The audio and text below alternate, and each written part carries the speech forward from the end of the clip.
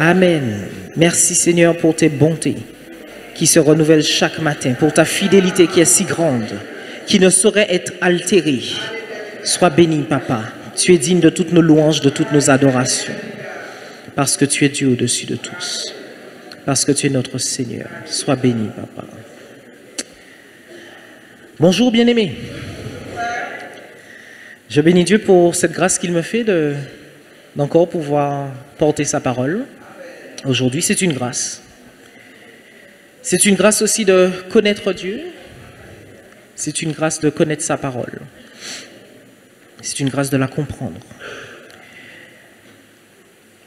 Vous savez, il y a des gens qui savent que Dieu existe, mais qui ne le connaissent pas. Si vous le connaissez, bénissez Dieu. Ce n'est pas tout de savoir que Dieu existe. Il faut encore le connaître. Il faut encore être son enfant.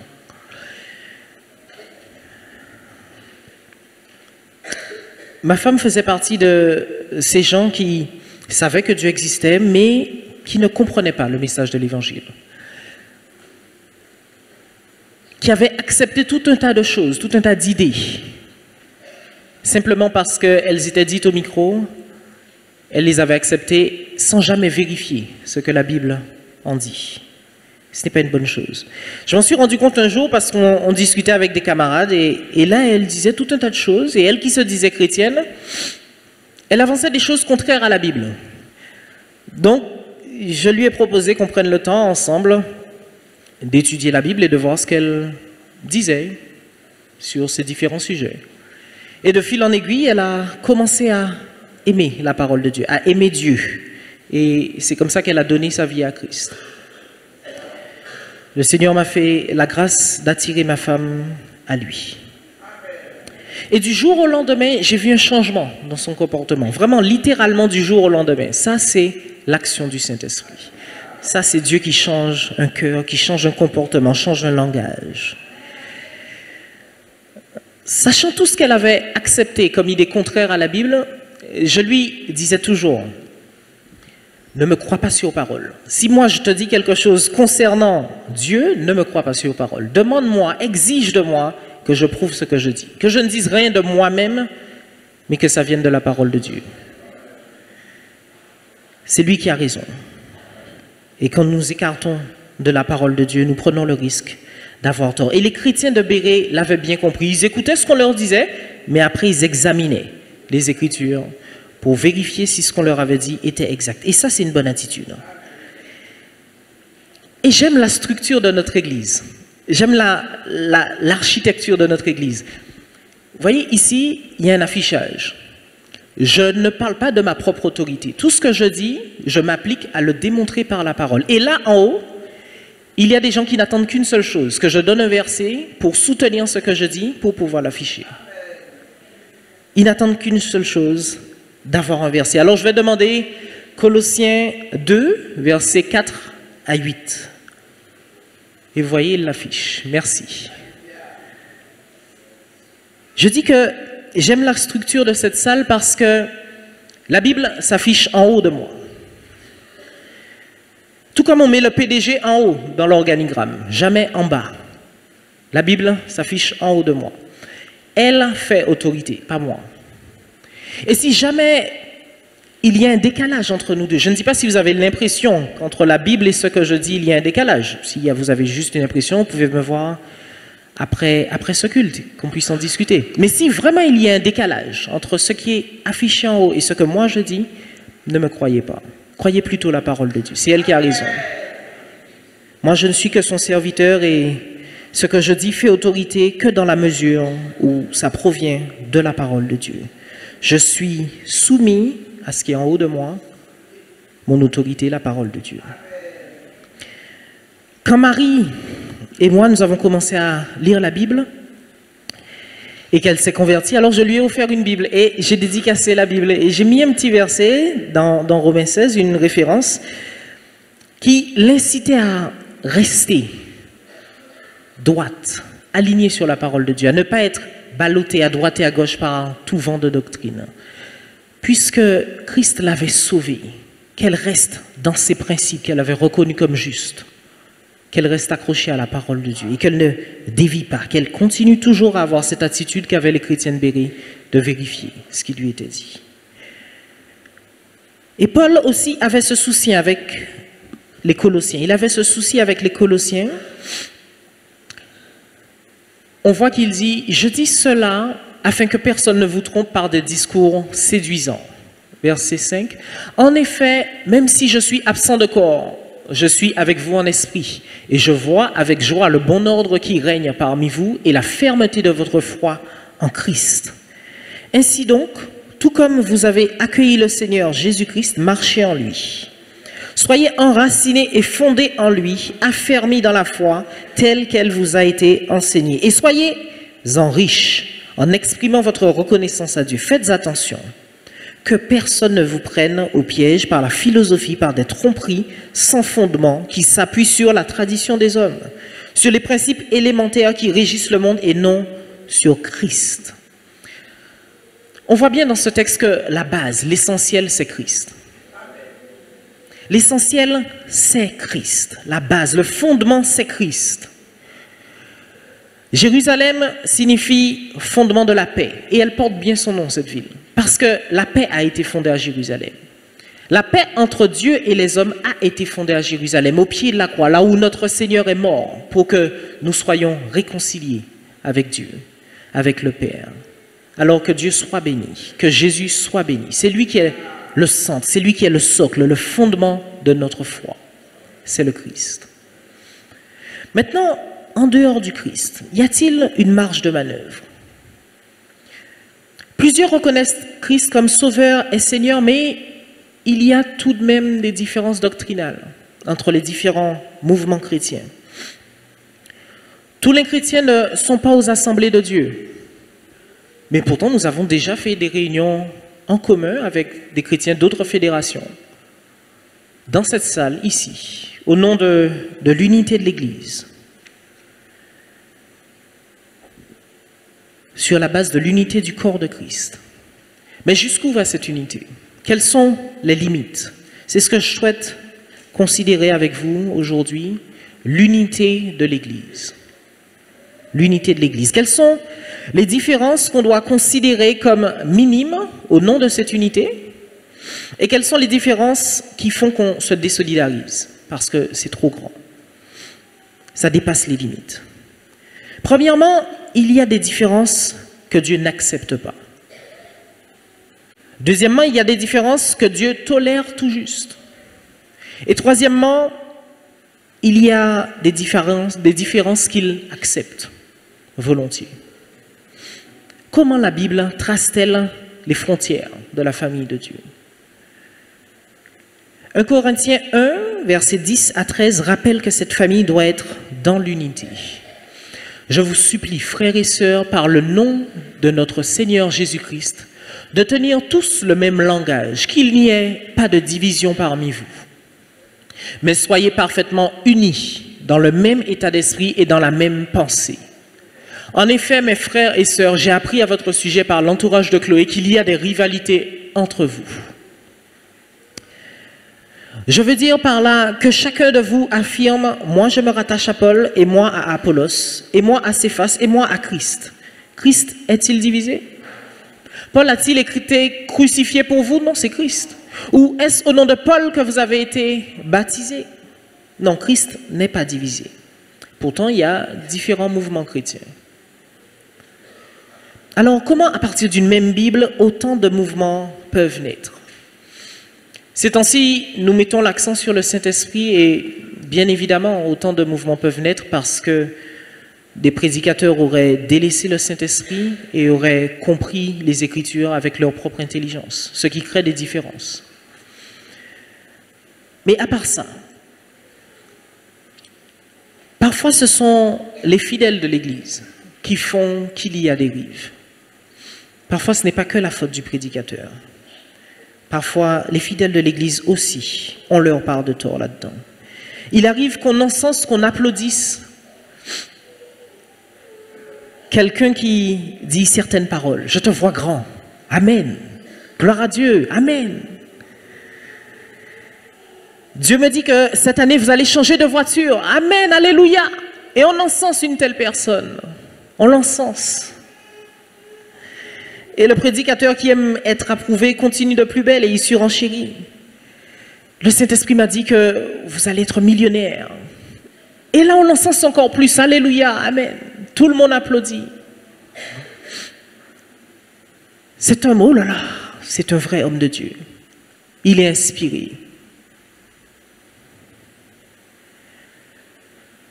Il est inspiré. Comment ça, il est inspiré? Il t'a juste dit ce que ta chair veut entendre. Il n'a pas dit ce que le Saint-Esprit a dit. Il sait ce qu'il doit dire pour être applaudi, pour qu'entendre des amen dans la salle. Il sait ce qu'il doit dire pour qu'il y ait de l'ambiance. Il sait ce qu'il doit dire. Et c'est ce qu'il t'a fait entendre. Et tu as applaudi. Et tu as dit amen. Pourtant, cette parole venait de la chair, pas de l'esprit.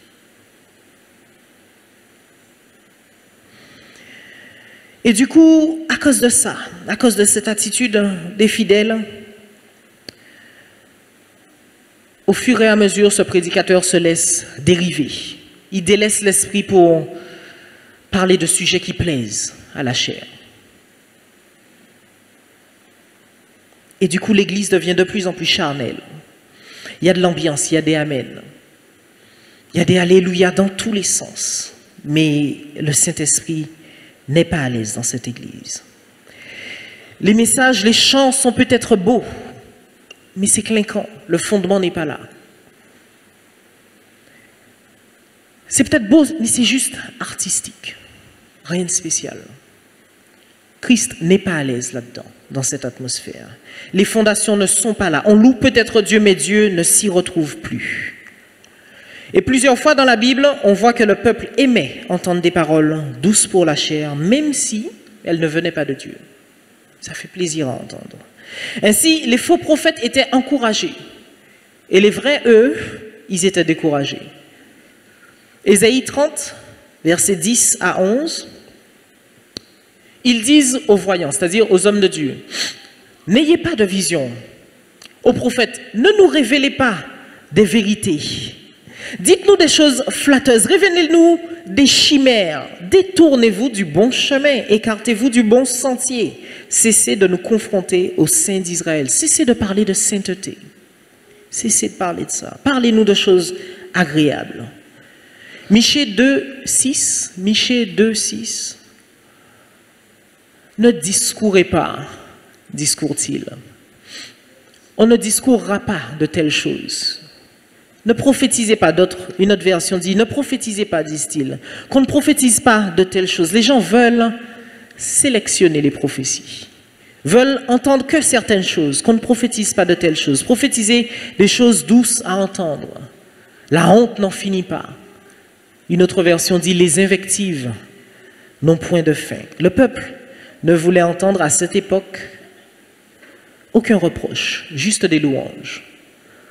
Ils voulaient choisir leur prophète au point que Dieu disait par Michée, au verset 11 de ce même chapitre, « Si un homme court après le vent et débite des mensonges, je vais te prophétiser sur le vin et sur les boissons fortes. Il sera pour ce peuple un prophète. » Le peuple l'acceptera s'il prophétise sur le vin. S'enivrer, c'est pas si mal que ça, ce n'est pas un péché. L'adultère, c'est une ouverture d'esprit. S'il prophétise comme ça, le peuple va l'accepter, parce qu'il dit des choses agréables. Il dit des choses agréables. Alors, une telle personne sera un prophète pour le peuple. Et le fait est que de telles attitudes n'appartiennent pas qu'au passé, mais elles appartiennent au présent. Et 2 Timothée 4, versets 3 à 4 nous dit que ça va même se reproduire dans le futur.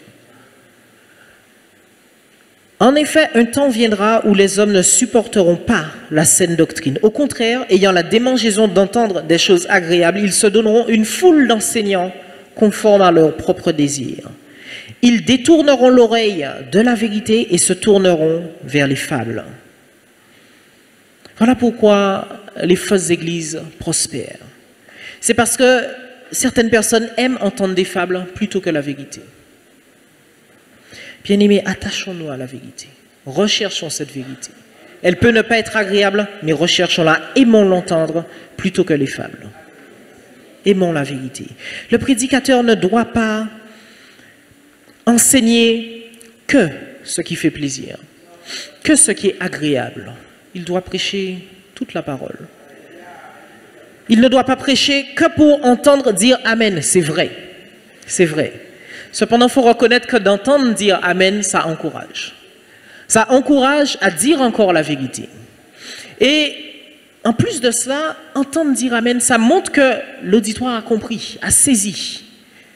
Et du coup, le prédicateur peut aller plus loin dans son raisonnement. Parce que s'il n'entend pas ça, s'il n'a pas l'impression que l'auditoire a saisi, il va réexpliquer et réexpliquer encore parce qu'il pensera que ce n'est pas encore intégré. Donc, l'Amen permet un accord entre le prédicateur et l'auditoire. Ça ne doit pas être la motivation. S'il sent qu'il y a accord entre l'auditoire et lui, le prédicateur sera à l'aise. Il sera encore plus libre de parler des choses de Dieu. Certes, le Saint-Esprit accorde la liberté, mais les Amen aussi procurent cette liberté.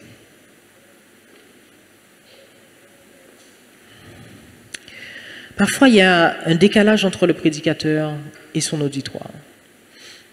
De la même manière, parfois, il y a un décalage entre Dieu et les fidèles, dont je fais partie. Parfois, on a un décalage, on ne voit pas les choses de la même manière que lui. Si seulement Dieu pouvait nous donner, nous faire bénéficier de son omniscience, nous permettre de connaître toutes choses. Parce que c'est parce que nous ne connaissons pas toutes choses que nous n'avons pas la même vision des choses que Dieu. Si nous savions dans telle ou telle ville tout le péché qu'il y a, on comprendrait le regard de Dieu sur telle ou telle ville. On le comprendrait. On aurait les mêmes sentiments que lui. Dieu a accordé cette grâce à un homme de lui montrer les choses. Tiens, va là, puis va là, regarde qu'est-ce qui se passe. Regarde ce que je vois que toi, tu n'aurais pas pu voir en tant qu'homme. Il a permis cela à Ézéchiel. Dieu a montré à Ézéchiel ce qui n'allait pas dans la ville de Jérusalem. Et on comprend mieux pourquoi Dieu était à ce point contre les habitants de cette ville à l'époque. Ézéchiel 8, verset 3. Le prophète explique que l'Esprit lui a permis de voir ce qui déplaisait à Dieu. C'est la deuxième phrase qui m'intéresse. L'Esprit m'a enlevé entre terre et ciel et m'a transporté dans des visions divines à Jérusalem devant l'entrée intérieure orientée vers le nord. Et le verset 5 montre ce qu'il a vu. Il m'a dit, fils de l'homme, lève donc les yeux du côté du nord. J'ai levé les yeux du côté du nord. Et voici, cette idole de la jalousie était au nord de la porte qui conduit à l'autel dans le passage. Il m'a dit, fils de l'homme, vois-tu ce qu'ils font? Vois-tu à quelle pratique abominable ça donne ici la communauté d'Israël pour que je m'éloigne de mon sanctuaire? Mais tu verras encore d'autres pratiques tout aussi abominables. Tu verras encore d'autres choses que Dieu n'accepte pas. Alors l'Esprit l'a encore transporté dans une vision. Dans la vision, il a dû percer un mur pour voir ce qui se passait derrière. Et derrière ce mur, versets 10 à 11, on lit « Je suis entré », versets 10 à 11, « Je suis entré et en regardant, j'ai vu qu'il y avait toutes sortes de représentations de reptiles et de bêtes monstrueuses, ainsi que toutes les idoles de la communauté d'Israël peintes sur le mur tout autour. Il y avait 70 hommes, des anciens de la communauté d'Israël, qui se tenaient debout devant ces idoles. » Dieu n'accepte pas l'idolâtrie, frères et sœurs. Dieu n'accepte pas l'idolâtrie. Ézéchiel a pu voir encore une autre forme d'idolâtrie qui était pratiquée dans la ville. Versets 14 et 15. « Puis il m'a conduit devant l'entrée du temple de l'Éternel, du côté nord. Il y avait là des femmes assises en train de pleurer qui t'amuse. Il m'a dit, as-tu vu, fils de l'homme, tu verras encore d'autres pratiques abominables, plus grandes que celles-là. Je m'arrête un moment ici. Est-ce que vous savez pourquoi ces femmes pleuraient? Verset 14, elles pleuraient Tammuz. Tammuz, c'était une divinité babylonienne. Et selon la mythologie, quand c'était l'été, que la végétation se fanait, ça signifiait que Tammuz était mort. Et donc elle se mettait à pleurer une divinité qui était morte. De la même manière, lorsqu'au printemps, la végétation refaisait jour, revivait, elles étaient dans la joie. Parce que ça signifiait que Tammuz était revenu à la vie. C'est de l'idolâtrie. Ça ne vous fait pas penser à quelque chose? C'est de l'idolâtrie. Pleurer Vaval, c'est de l'idolâtrie. Quand Vaval meurt, c'est de l'idolâtrie. Ce n'est pas une chose que Dieu accepte. Ça fait partie de la culture guadeloupéenne, mais Dieu n'accepte pas ça. Et le célébrer lorsqu'il est vivant, ce n'est pas une chose qui plaît à Dieu. Dieu n'accepte pas ça. Quoique ça fasse partie de notre culture. C'est de l'idolâtrie. Il dit, tu verras encore d'autres pratiques abominables. Ça signifie que cette pratique-là, pleurer Tammuz, est une pratique qui ne plaît pas à Dieu. De la même manière, pleurer Vaval n'est pas une pratique qui plaît à Dieu. Il n'accepte pas cela. Ézéchiel verra encore d'autres abominations. Des gens qui se prosternaient devant le soleil. Des femmes qui cousaient des petits coussinets qu'on mettait au poignet, des porte-bonheur. Comme si on avait besoin de quoi que ce soit pour être protégé. La providence de Dieu suffit. Tout cela, toute cette idolâtrie, Dieu ne l'accepte pas. Ce sont des choses que Dieu n'accepte pas. Et il a donc ordonné de punir ceux qui étaient coupables de ces faits. Et c'est ce qui est abordé au chapitre 9 et au verset 6. C'est la punition. Tuez les vieillards, les jeunes hommes et les jeunes filles, les enfants et les femmes jusqu'à l'extermination. C'est l'Ancien Testament. Mais n'approchez pas de tous ceux qui ont la marque sur eux. Cette marque avait été posée aux habitants qui ne se mêlaient pas à toute cette idolâtrie, mais qui, au contraire, se lamentaient, regrettaient tous ces péchés qu'ils voyaient dans leur ville. Ils avaient une marque, parce que Dieu sait séparer ceux qui sont de lui de ceux qui ne le sont pas. Ceux qui pratiquent l'idolâtrie de ceux qui sont ses enfants. Dieu sait faire le tri. Nous aussi apprenons à faire le tri. Apprenons à faire le tri. Et donc il s'est mis à punir. Et quand il punit, il dit « Commencez par mon sanctuaire ». Ils ont donc commencé par les anciens qui étaient devant le temple. Alors bien-aimé, ne fais pas ce que Dieu n'accepte pas. Ne le fais pas parce que Dieu va te punir. Ça arrivera un jour où sa patience terminera et il te punira.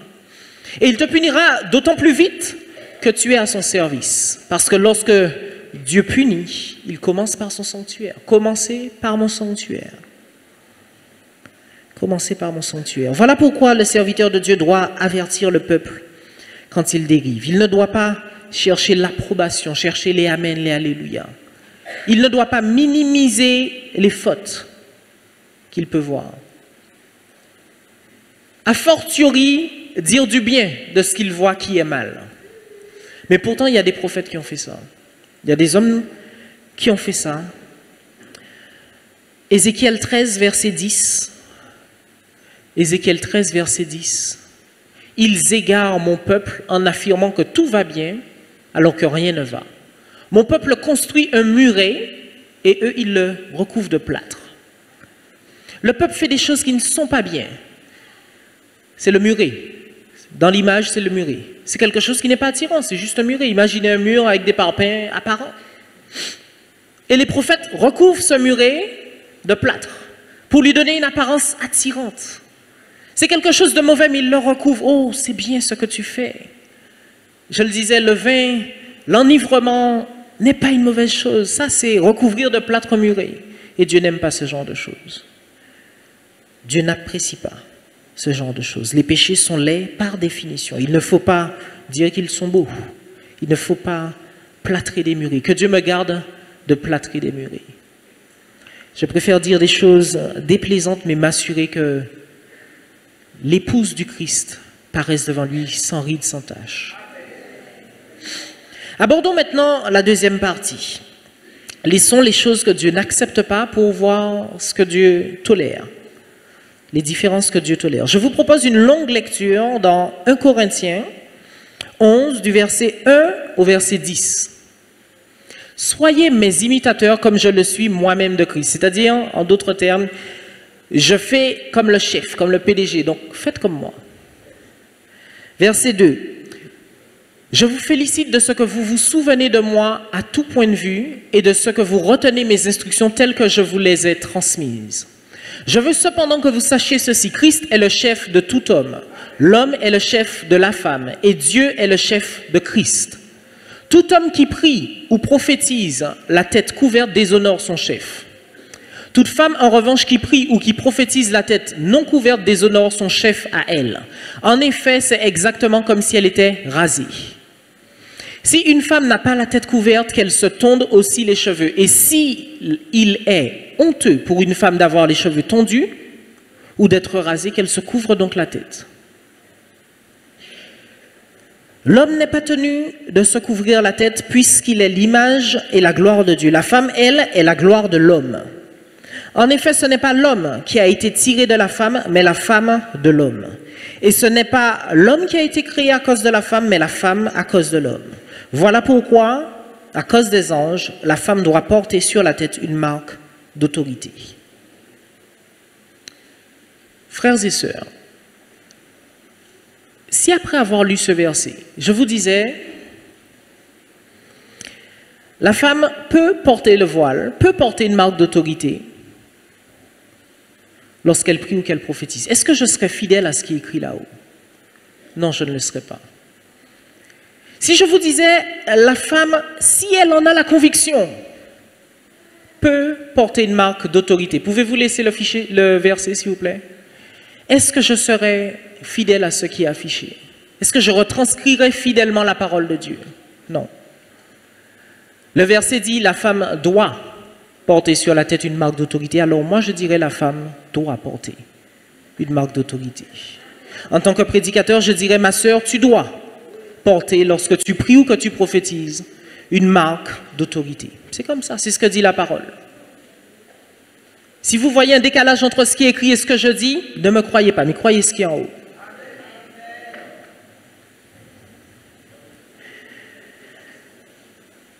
Je parle de marque d'autorité. Et en abordant cela, j'aborde les raisons de ce voile. Pourquoi est-ce que la femme doit porter un voile lorsqu'elle prie, qu'elle prophétise dans l'Église? Pourquoi la Bible le demande? Est-ce que c'est culturel? Est-ce que c'est à propos des chrétiennes de Corinthe? En gros, est-ce que cette instruction est contextuelle? Non, elle ne l'est pas. Elle ne l'est pas. Il n'y a rien dans ce passage qui soit contextuel. Premièrement, le signe qui est donné n'est pas contextuel. Le fait d'avoir quelque chose sur sa tête, tout comme là, il y a quelque chose sur ma tête, ce n'est pas contextuel, ça dépasse toute culture. Ici aussi, dans l'organigramme, nous mettons les PDG en haut de l'organigramme.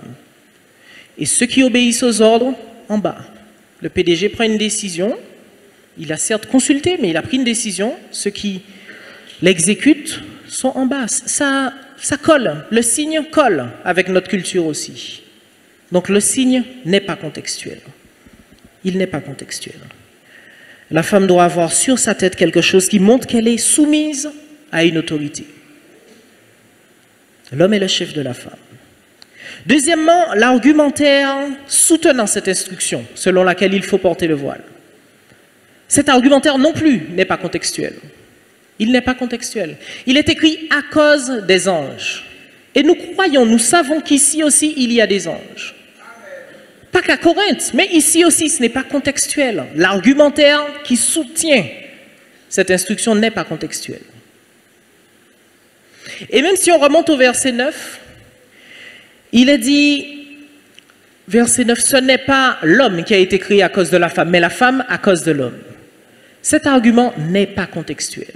Nous descendons tous d'Adam et Ève.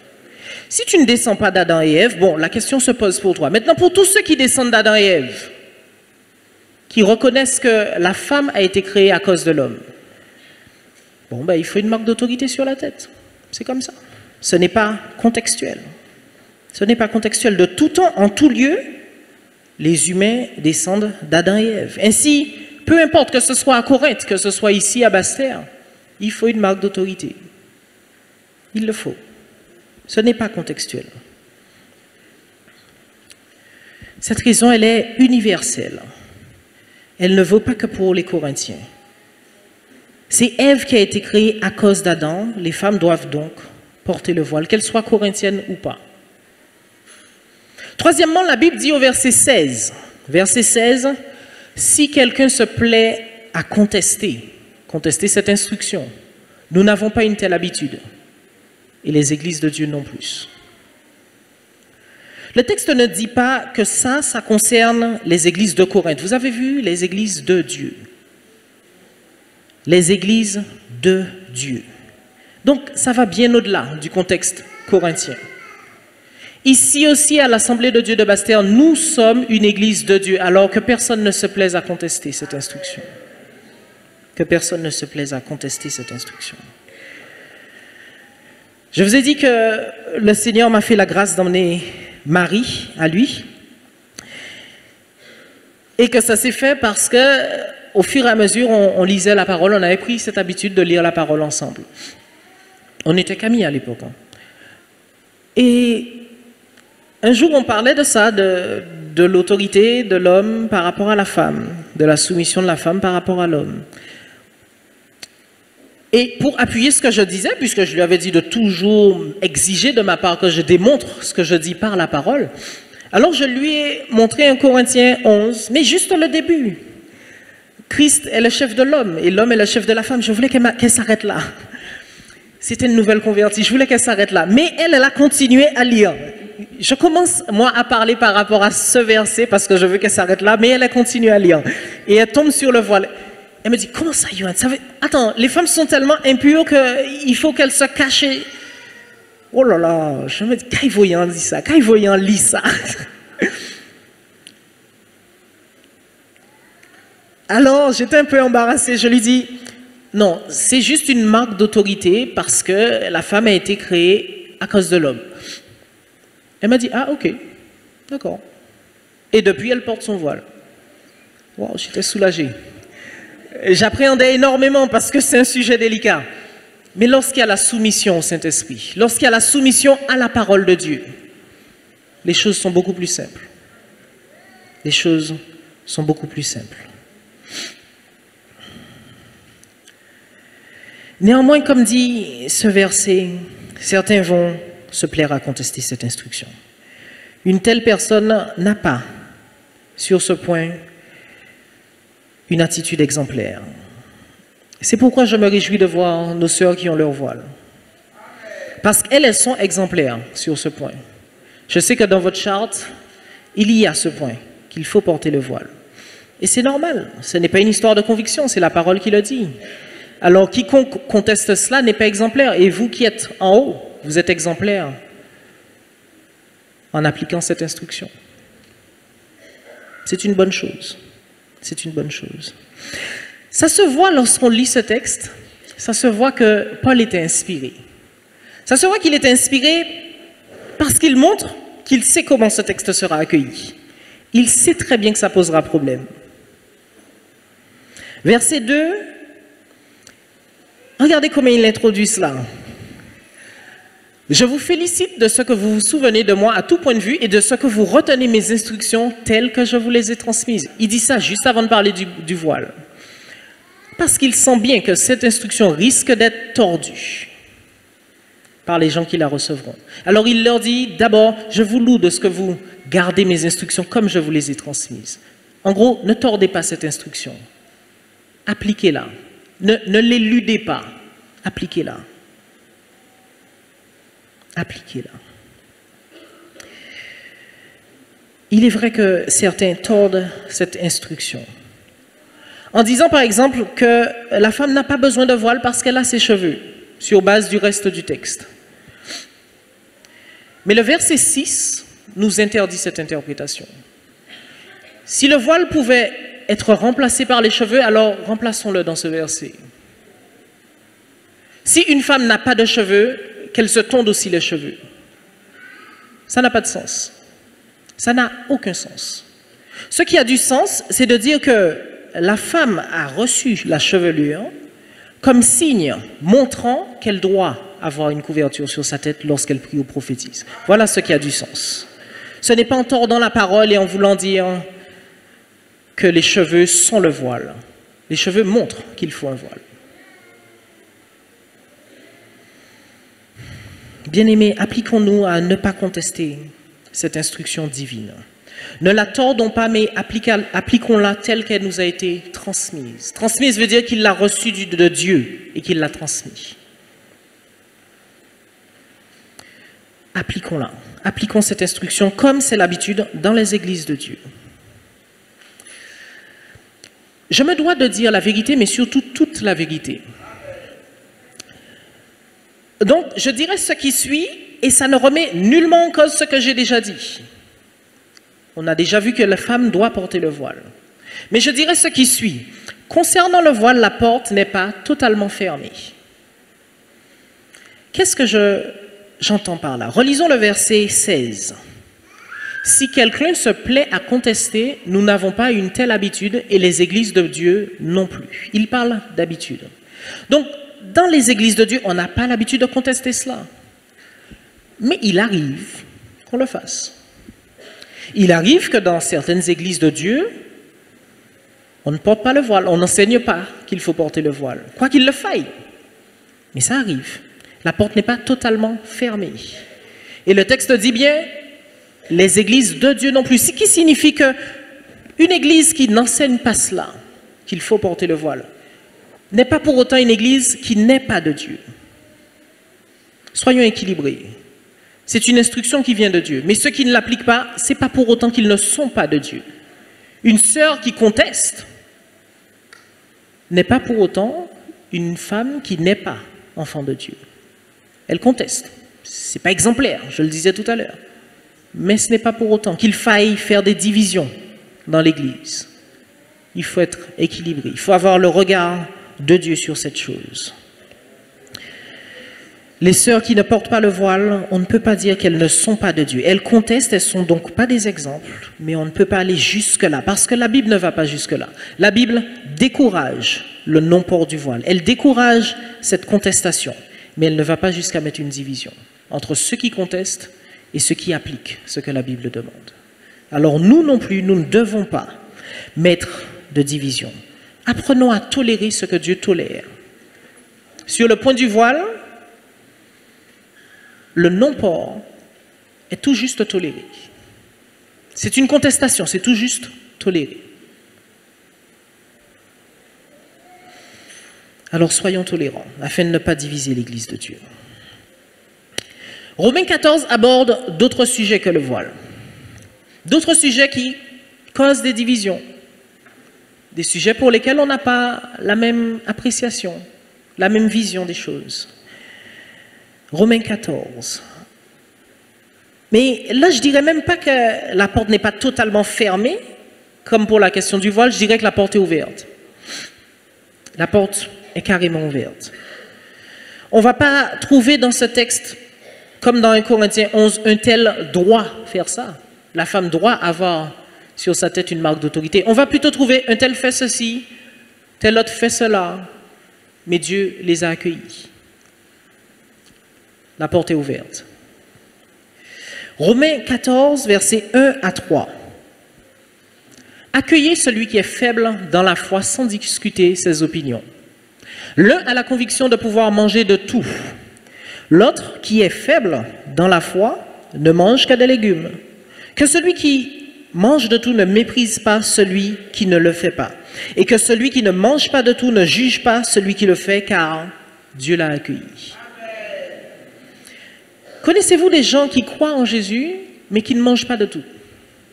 Qui ne mangent pas de certaines choses, parce qu'ils pensent que ces choses sont impures, qui ne mangent pas de porc, mais elles croient en Jésus. Dieu a accueilli une telle personne. Ce n'est pas un péché comme l'idolâtrie. Ce n'est pas une chose que Dieu n'accepte pas. C'est une faiblesse dans la foi. Je parle de faiblesse dans la foi parce que c'est ce que dit le texte. Le verset 2, parlant de ceux qui ne mangent pas de tout, dit qu'ils sont plus faibles dans la foi. L'autre, qui est faible dans la foi, ne mange que des légumes. Celui qui ne mange que des légumes est faible dans la foi. En gros, il n'a pas tout compris, il n'a pas bien tout compris, tout discerné dans la Bible. Il pense qu'il y a toujours des aliments interdits. Il est pourtant écrit qu'on peut manger de tout ce qui se vend sur le marché. Mais lui n'a pas compris ça. Lui est resté aux choses anciennes. Quoi qu'il en soit, le verset 1 nous dit, verset 1, accueillez celui qui est faible dans la foi, sans discuter ses opinions. Donc nous devons l'accueillir. Quoique nous sachions que nous pouvons manger de tout, nous devons accueillir celui qui ne le sait pas. De même, connaissez-vous des chrétiens qui considèrent que tous les jours ne sont pas égaux? Certains qui considèrent que le samedi, c'est un jour à part sacré. Il faut absolument appliquer à la lettre le sabbat. Ils croient en Christ. Mais ils croient qu'il faut appliquer à la lettre le sabbat. Ne pas travailler du tout, sous aucun prétexte, le samedi. Ça existe. Dieu a accueilli de telles personnes. Versets 5 et 6. L'un fait une différence entre les jours, un autre les estime tous égaux, que chacun ait dans son esprit une pleine conviction. Celui qui fait une distinction entre les jours le fait pour le Seigneur, et celui qui ne fait pas de distinction le fait aussi pour le Seigneur. Et puisque appliquer de nos jours le sabbat à la lettre, puisque penser que tous les jours ne sont pas égaux, ça relève d'une faiblesse dans la foi, alors le texte fait le lien avec une autre faiblesse dans la foi. Et il continue, celui qui ne mange pas, qui mange de tout, c'est pour le Seigneur qu'il le fait. Maintenant, puisqu'il exprime, sa reconnaissance à Dieu. Maintenant, celui qui ne mange pas de tout, qui est faible dans la foi, le fait aussi pour le Seigneur. Il est reconnaissant envers Dieu. Les deux choses sont similaires. Ça vient simplement d'une faiblesse dans la foi. Elles sont similaires. Ce sont des preuves que la personne n'a pas très bien compris la Bible. Ainsi, Colossiens 2, versets 16 à 17, dit que personne donc ne vous juge au sujet du manger ou du boire. En gros, vous pouvez manger de tout. Ou à propos d'une fête, d'un nouveau mois ou du sabbat. Tout cela n'était que l'ombre des choses à venir. Tout cela n'était que l'ombre des choses à venir, mais la réalité est en Christ. Ne pas pouvoir manger de tout, excepté bien sûr ce qui est cité en Acte 15. Pas pouvoir manger de sang, de viande sacrifiée. Ne pas pouvoir manger de tout. Ou encore appliquer à la lettre le sabbat. Tout cela n'était que l'ombre des choses à venir, la réalité est en Christ. Si quelqu'un vient vous voir et qu'il a le soleil dans son dos, son ombre vous visitera avant elle. On est d'accord? Son ombre vous visitera avant elle. Donc, ne voyant pas la personne de loin, vous pourrez quand même analyser son ombre. Vous détecterez certaines choses. Est-ce que c'est une femme? Est-ce que c'est un homme? Est-ce qu'elle est accompagnée? Etc. Vous allez analyser l'ombre. Maintenant, lorsque la personne est devant vous, vous n'avez plus besoin de son ombre. Autant parler avec elle, autant interagir avec elle, d'accord? C'est la même chose pour le sabbat. C'est la même chose pour le fait de ne pas pouvoir manger de tout. C'était l'ombre des choses à venir. La réalité est en Christ. La réalité est en Christ. Alors, observons Christ. Reposons-nous sur sa justice, plutôt que de nous soumettre à tout un tas d'interdictions qui ne sont plus valables, dans la nouvelle alliance. C'était l'ombre des choses à venir. C'était l'ombre, ce n'est pas la réalité. Elle a été révélée en Christ. Ainsi, c'est dépassé, c'est archaïque, c'est conservateur que de penser qu'il faille appliquer le sabbat à la lettre, qu'il faille s'abstenir de tout un tas d'aliments. C'est dépassé. Ça appartient à l'ancienne alliance. Mais dans la nouvelle alliance, dans le Nouveau Testament, nous ne sommes plus soumis à toutes ces règles. Elles sont dépassées. Ce n'est pas comme le port du voile. Le port du voile n'est pas une instruction dépassée. Le port du voile est une instruction du Nouveau Testament. Ce n'est pas archaïque, c'est biblique. Ce n'est pas archaïque, c'est biblique. Le port du voile a été donné dans le Nouveau Testament. Avez-vous un tout Nouveau Testament qui annule ça? Ça fait partie de la Nouvelle Alliance. Y a-t-il une toute nouvelle alliance qui annule ça? Non. Ce n'est pas archaïque, ce n'est pas dépassé. Christ disait, il vous a été dit ceci, moi je vous dis cela, pour montrer que l'ancienne alliance est dépassée. Mais concernant le voile, il n'y a rien dans la parole de ce type. Rien dans la parole ne dit que c'est dépassé. Ce n'est pas dépassé. Le port du voile n'est pas l'ombre des choses à venir. En revanche, le sabbat était l'ombre des choses à venir. Et il convient d'accepter, d'accueillir le chrétien qui ne l'a pas compris et qui l'applique toujours. C'est ce que dit la parole. C'est ce que dit Romains 14, 19 à 20. Ainsi donc, recherchons ce qui contribue à entretenir la paix, à nous faire grandir mutuellement dans la foi. Pour de la nourriture, juste pour de la nourriture, ne détruis pas l'œuvre de Dieu. Christ est mort pour cette personne, alors pour de la nourriture, tu serais un obstacle pour cette personne. C'est une mauvaise attitude, ce n'est pas biblique. Tu as compris certaines choses que l'autre n'a pas compris, mais pour de la nourriture, ne détruis pas l'œuvre de Dieu. Certes, tout est pur, mais il est mal de manger quelque chose si cela représente un obstacle pour quelqu'un. Il est mal de manger quelque chose si cela représente un obstacle pour quelqu'un. Ne soyons pas des obstacles, des pierres d'achoppement. Des pierres d'achoppement pour ceux qui sont plus faibles que nous dans la foi. Quand Paul évangélisait, 1 Corinthiens 9, il dit qu'il se faisait tout à tous. Avec les Juifs, il était comme Juif, quoique étant sauvé par Christ. Avec telle personne, il était comme telle personne. Tel autre, comme tel autre. Il s'adaptait à tous les contextes. Parce qu'il avait un but plus grand. Il disait, afin d'en gagner de toute manière quelques-uns. Il voulait le salut de ces personnes. Voilà pourquoi il se permettait de faire certains compromis. Je dis bien certains compromis. Parce qu'au nom de l'unité, nous ne devons pas accepter toutes choses. Mais examiner la parole pour savoir ce que Dieu tolère, ce que Dieu accepte, pour faire la même chose. Paul faisait certains compromis. Parce qu'il avait un but plus grand. Nous aussi, ayons une flexibilité. Ayons une flexibilité. Non pas dans notre doctrine, elle est claire, la Bible le dit, mais ayons une flexibilité dans les gens que nous accueillons. Parce que Dieu a cette flexibilité. Dans les limites déterminées par le Saint-Esprit, dans la parole de Dieu, il y a une certaine marge de manœuvre.